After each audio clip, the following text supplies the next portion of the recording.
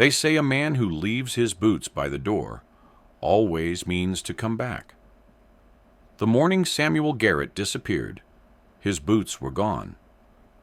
Abigail found the empty space where they should have been, two dark ovals in the dust by the hearth, and felt her belly tighten with something that wasn't the child.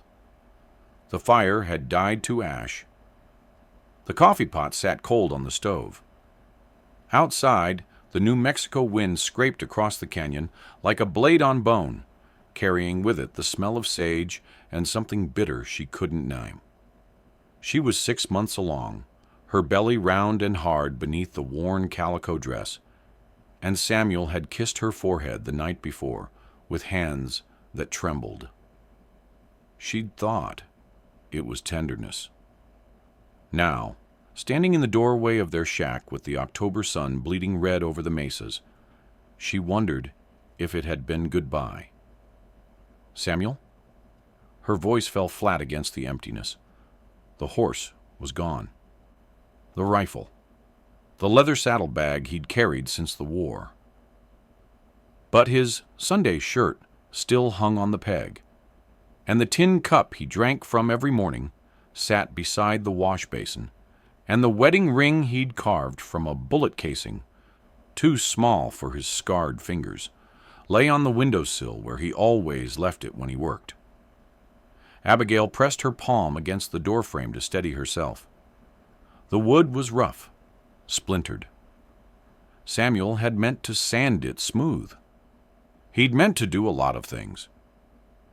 She walked to the window and looked out at the ravine that cut through their 20 acres of scrubland. Nothing moved but the dust devils and a lone raven picking at something dead in the arroyo.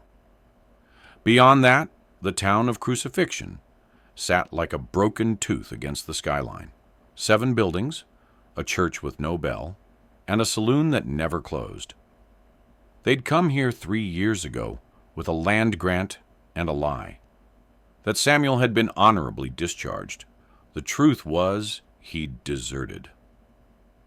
Walked away from his regiment in Texas with blood on his hands and a price on his head. Abigail had married him anyway, in a chapel with no witnesses, because he'd looked at her like she was water, and he was dying of thirst. Now the water had run out. She spent the morning searching, checked the barn where the mule still stood in its stall, untouched, walked the property line calling his name until her throat went raw. The sun climbed higher, and the wind picked up, hot and full of grit, stinging her eyes. By noon, she knew. By sundown, the town knew too. Marshal Crenshaw came at dusk with 2 deputies, their horses dark against the bruised sky. He was a thick man with a face like cured leather and eyes that never blinked. He sat his saddle and looked down at Abigail where she stood on the porch, one hand on her belly, the other gripping the doorframe.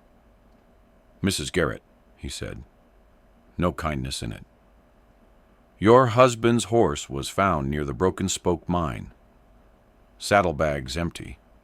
No sign of him. Then you'll keep looking. We found something else." He nodded to the younger deputy, who held up a leather pouch. $500 in territorial notes, hidden in the saddlebag lining. The wind died. Everything went still. "I don't know anything about that," Abigail said. Crenshaw's mouth twitched. Might have been a smile. "The Silverton stage was robbed 2 weeks back. $500 taken. Driver shot in the leg." He leaned forward in his saddle. "Your husband killed a man in Texas. Did you know that, Mrs. Garrett? Federal warrant. And now he's run off with stolen money, leaving you here to carry his bastard and his shame." In a town built on dust and judgment, a woman alone is already guilty. They came for her 3 days later. Abigail had spent those days like a ghost in her own house, moving through rooms that still smelled of Samuel, tobacco, and leather, and the lye soap he used on his hands. She'd searched everywhere, pulled open every drawer, emptied every jar, lifted the mattress, and checked behind the stove. Looking for what, she didn't know. An answer, a reason, some proof that the man she'd married hadn't been a stranger wearing her husband's face. She found nothing but dust and disappointment. The child moved inside her, restless. She pressed her hand to the spot where a tiny foot pushed against her ribs and whispered promises she wasn't sure she could keep. On the third day, she was pulling carrots from the garden. The only thing that had grown worth a damn in this alkaline soil, when she heard the wagon. Not the marshal this time. Worse, the town council. 5 men in black coats and broad-brimmed hats, righteous as crows on a fence line. Behind them, a crowd had gathered. Women in their Sunday dresses, despite it being Thursday. Men with arms crossed, children peeking between their mothers' skirts. Abigail stood slowly, dirt under her fingernails, her dress stained with sweat and earth. The baby's weight pulled at her spine. Deacon Pharaoh climbed down from the wagon first. He was a narrow man with a beard like iron filings, and a voice he used like a whip from his pulpit every Sunday. He carried a rolled paper in his hand, official-looking, sealed with red wax. "Abigail Garrett," he said, loud enough for the crowd to hear, "by order of the territorial court and the moral authority vested in the citizens of Crucifixion, you are hereby evicted from this property. Furthermore, you are accused of conspiracy in the robbery of the Silverton stage and of harboring a known criminal and deserter." The words hit her like stones. "I didn't know," Abigail said.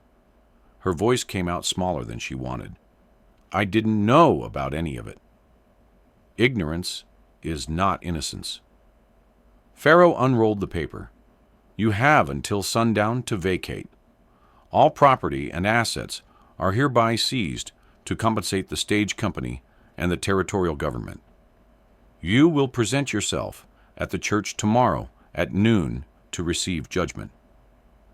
"Judgment for what?" "I've done nothing. You spread your legs for a murderer and a thief."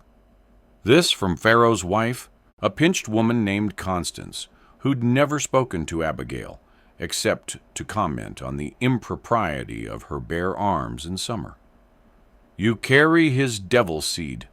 What kind of woman marries a man without knowing his character?" The kind who was desperate, Abigail thought. The kind who'd been turned out by her own father for refusing to marry the banker's son. The kind who'd had nowhere else to go. But she said nothing. "The child," Pharaoh continued, "will be taken upon birth and placed with a Christian family. You will work off your husband's debt in whatever capacity the council deems appropriate." Behind him, one of the women spat in the dirt. Abigail felt something crack open inside her chest. Not fear, rage. It came up hot and sharp, tasting of copper. She stepped forward, and the closest man, Porter, who ran the dry goods store, actually stepped back. "You won't take my child," she said. "You have no say in the matter. This is my land, my house, built with stolen money, most like." Pharaoh gestured to 2 men who'd brought crowbars and hammers. "We'll be searching the premises for additional evidence. You'll wait outside." They went through her house like locusts. She heard them inside, furniture scraping, glass breaking, the crash of her grandmother's china hitting the floor. She stood in the yard, with her hands pressed to her belly, the child kicking frantically, as if it could feel her heart hammering. The sun was setting when they emerged, triumphant. Marshal Crenshaw held a small leather journal, its pages yellowed and swollen with age. "Found this," he said, under a loose floorboard beneath the bed. Abigail's breath caught. She'd never seen it before. Pharaoh took the journal and opened it. His eyes moved across the pages, and something like satisfaction settled on his face. "Well," he said softly, "seems your husband kept records, names, dates, amounts." He looked up at Abigail, and his smile was a blade. "You're not just a conspirator, Mrs. Garrett. According to this, you're a partner." They marked her at noon in the church square, where God and the crowd could both bear witness. Abigail spent the night in the root cellar behind the church, a hole in the ground that smelled of mold and old potatoes. They'd taken her shoes. Said a woman planning to run didn't need them. The dirt floor was cold, and the baby kicked and turned, restless in the dark. She whispered to it, sang the songs her own mother had sung, back when there'd been tenderness in the world. The journal haunted her. She'd read enough, over Crenshaw's shoulder, to know it wasn't Samuel's hand. The writing was too careful, too practiced, but it detailed robberies going back 2 years, the Silverton stage, a bank in Socorro, a payroll wagon near Santa Fe. And beside each entry, in that same meticulous script, AG, half share, her initials, her damnation. Someone had built a gallows of lies and hung her name on it. When they brought her out at dawn, the town had gathered. Not the whole population. Crucifixion barely scraped 200 souls, but enough. Enough to make it feel like the whole world watching. The women stood in a cluster, righteous and hungry for it. The men hung back, some uncomfortable, others eager. Children sat on wagon beds, eating biscuits like this was a show. They'd built a platform in front of the church, a post, waist high, with iron rings bolted to it. Deacon Pharaoh stood beside it in his black coat, his Bible open in his hands. Beside him, Marshal Crenshaw held a branding iron, its tip already glowing red from the brazier. Abigail's legs nearly gave out. "The mark of the adulteress and the thief," Pharaoh announced, his voice carrying across the square. "As prescribed in Leviticus, and by the laws of decent society. Let all who see her know her sin." 2 deputies grabbed her arms. She fought, God, she fought, twisting and pulling, but her center of gravity was gone with the baby's weight, and they were strong. They forced her to the post and tied her wrists to the iron rings, her belly pressed against the weathered wood. Someone tore the back of her dress open. Cold air hit her skin. She heard a woman say, "Should have thought of that child before she spread for a criminal." The iron hissed as Crenshaw lifted it from the coals. "Wait!" The voice cut through the crowd like a knife through butter. Everyone turned. A man stood at the edge of the square, tall and lean, his face shadowed by a wide-brimmed hat. He wore a duster coat gray with trail dust, and his boots were worn nearly through at the heels. A Spencer rifle rested in the crook of his arm, casual-like, but his hand was close to the trigger. "That's far enough, drifter," Crenshaw said. "This is town business." The man walked forward anyway, slow, deliberate. His spurs rang soft against the hardpack. When he reached the platform, he pushed his hat back, and Abigail saw his face for the first time. Mid-30s, maybe, weathered by sun and wind. A scar ran from his temple to his jaw, pale against his tanned skin. His eyes were gray, the color of winter clouds. "Name's Isaiah 12 Trees," he said. His voice was quiet, almost gentle. "And I knew Samuel Garrett." Pharaoh's face hardened. "Then you knew a thief and a deserter." "I knew a man who saved my life at Glorietta Pass. took a bullet meant for me, and carried me 6 miles to a field hospital. Isaiah looked at Abigail, still tied to the post, her back bare and trembling. I've been tracking him for 3 months, trying to repay that debt. Found his horse yesterday, shot dead in a ravine 20 miles north. Found him too. What was left of him. The crowd went silent. Samuel Garrett didn't rob any stage, Isaiah continued. He was murdered, shot twice in the back, and thrown in a gully. I brought his effects. He pulled a bundle from his coat. Samuel's shirt, blood-stained and torn, his bullet casing ring, and the journal. This book's a forgery. Samuel couldn't write more than his own name. I watched him struggle through signing muster rolls. That proves nothing, Crenshaw said, but something had shifted in his voice. Proves enough. Isaiah looked at the crowd. Proves you're about to brand an innocent woman for crimes committed by someone who wanted Samuel dead, and her blamed for it. An old woman near the front, Widow Macready, who'd lost 2 sons in the war, stepped forward. Her voice cracked like dry wood. Let her go, Deacon. This ain't justice. This is just cruelty wearing Sunday clothes. Stay out of this, Constance, Pharaoh snapped. But the widow didn't move. And then slowly, a little girl, couldn't have been more than 6, walked up and placed a yellow flower at the base of the post. She looked up at Abigail with dark, solemn eyes. My mama says only bad men hurt ladies with babies, the child said. Something broke in the crowd, a murmur, a shifting. Not full rebellion, but a crack in the certainty. Isaiah met Crenshaw's eyes. Cut her loose. Section 4, the tin box. Sometimes salvation comes not in gold, but in knowing the truth was buried all along. They cut her loose, but they didn't apologize. The ropes fell away, and Abigail collapsed against the post, her wrists raw and bleeding where the hemp had bitten. Isaiah caught her before she hit the ground, his hands careful on her arms, keeping clear of her belly.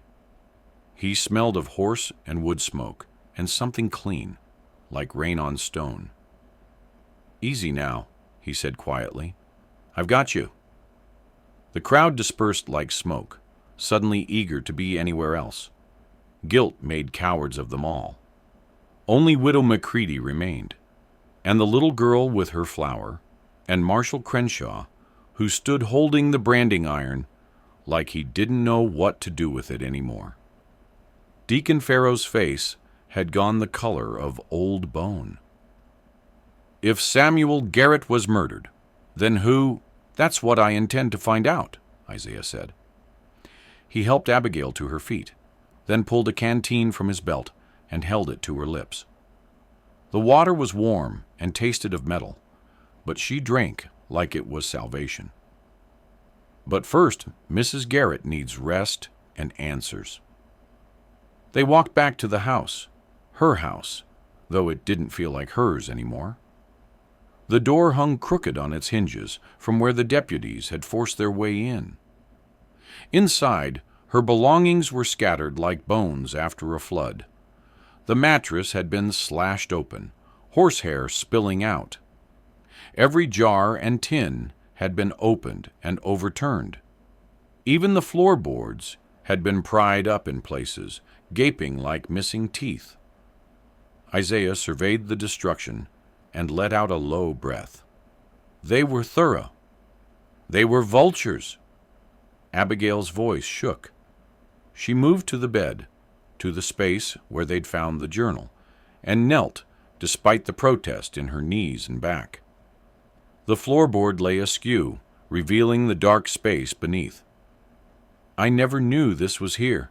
Samuel never said. Maybe he didn't know either. Isaiah crouched beside her. May I? She nodded. He reached into the gap and felt around, his fingers disappearing into shadow. For a moment, nothing. Then his expression changed. There's something else. He pulled out a tin box, small and dented, the kind that once held tobacco or tea. It was wedged tight between the joists, hidden deeper than the journal had been. Rust had sealed the edges shut. Abigail's heart hammered against her ribs. Isaiah worked his knife under the lid, prying gently. The tin gave with a shriek of protesting metal, and the lid came free. Inside, wrapped in oilcloth, were papers. Not money, documents. And beneath them, something that caught the lamplight and threw it back in sharp golden gleams. Gold coins, 20, maybe 30 of them. Double eagles, each one stamped with the profile of Lady Liberty. Abigail stared. I don't understand. Isaiah lifted the papers carefully. His eyes moved across them, and his jaw tightened. These are deeds, mining claims, all in Samuel's name, dated 4 years back. He looked up at her. Before you married him, before he came here, Samuel worked cattle. He didn't mine. Maybe he didn't. Isaiah set the papers aside and picked up one of the coins, turning it in the light. But someone thought he did, or someone needed people to think he did. He paused. Mrs. Garrett, who knew you were married to Samuel? Everyone in town. We registered at the land office. Who stood to gain if Samuel disappeared and you were discredited? Abigail's mind raced. The land, the claims, 20 acres that had seemed worthless, all scrub and stone. But if there were mining rights attached... Pharaoh, she whispered. The deacon handles all the estate transfers. He's the one who processes seizures. Isaiah nodded slowly. And the marshal? Crenshaw works for the council. Pharaoh chairs it.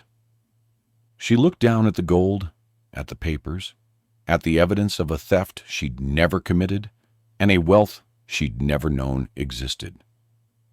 They killed him. They killed Samuel for this. They tried to kill you too, just slower. Isaiah gathered the papers and coins back into the tin. This is proof, not of your guilt, of theirs. Outside, the sun was dropping toward the horizon, painting the mesas in shades of rust and blood. Abigail stood, her hand pressed to her belly, where the baby had gone still, as if listening. What do I do? She asked. You fight. Isaiah stood beside her, the tin box in his hands. Or you run. Either way, you don't let them take what's yours.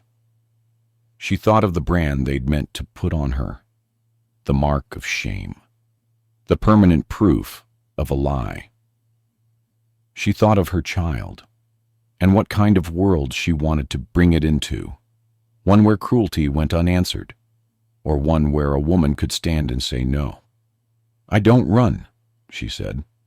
Something like respect flickered in Isaiah's gray eyes.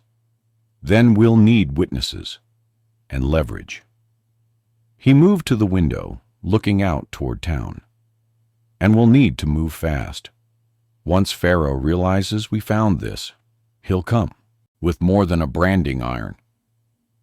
As if summoned by the words, a rider appeared on the ridge, black coat streaming behind him, horse at full gallop, coming straight for them. Isaiah's hand dropped to the revolver at his hip. Get back from the window, he said quietly. The truth doesn't always win, but sometimes it refuses to stay buried. The rider wasn't Pharaoh. It was his son, a boy of 16, with his father's narrow face and his mother's cruelty.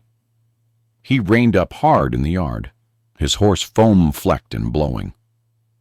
My father says come to town now, both of you, or he'll bring the fire. Isaiah stepped onto the porch, rifle loose in his hands. Tell your father we'll come at dawn, with witnesses and proof. Tell him if this house burns, the territorial governor, gets a telegram tonight detailing fraud, murder, and conspiracy. The boy's face went white.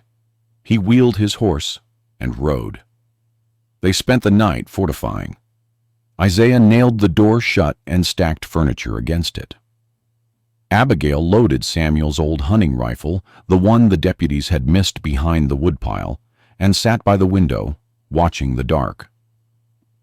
The baby turned restless inside her, and she sang softly, the same songs as before, but steadier now. At midnight, Isaiah spoke from across the room. "Why'd you marry him?" "Samuel." Abigail didn't look away from the window. "Because he asked. Because nobody else ever had." She paused. "Because when he looked at me, I wasn't invisible anymore." "You're not invisible now." "No," she agreed. "Now I'm marked." Dawn came cold and clear. They rode into town together, Abigail on the mule, Isaiah on his buckskin, the tin box wrapped in canvas and tied to his saddle. Widow Macready met them at the church with 7 others, men and women, who'd grown tired of Pharaoh's rule and Crenshaw's convenient justice. The deacon stood on the church steps, Crenshaw beside him, both armed.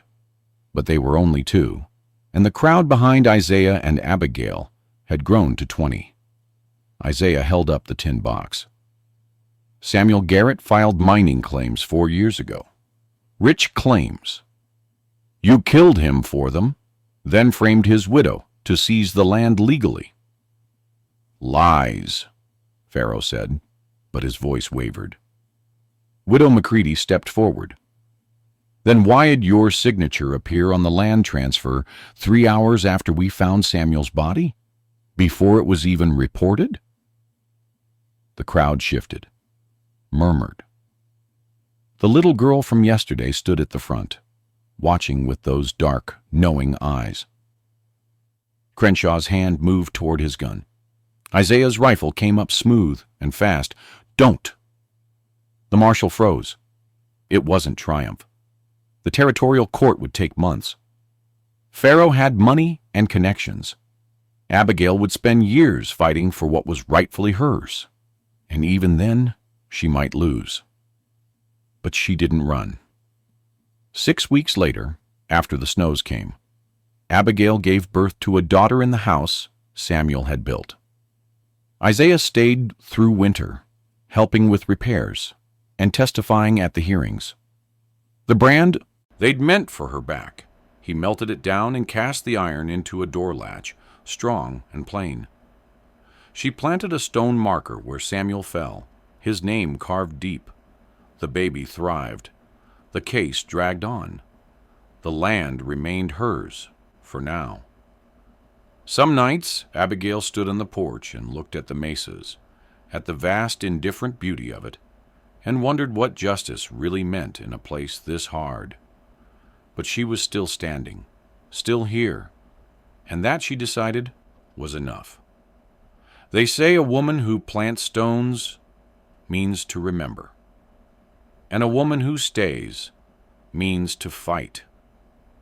What would you have done, listener, if the rope had been meant for you?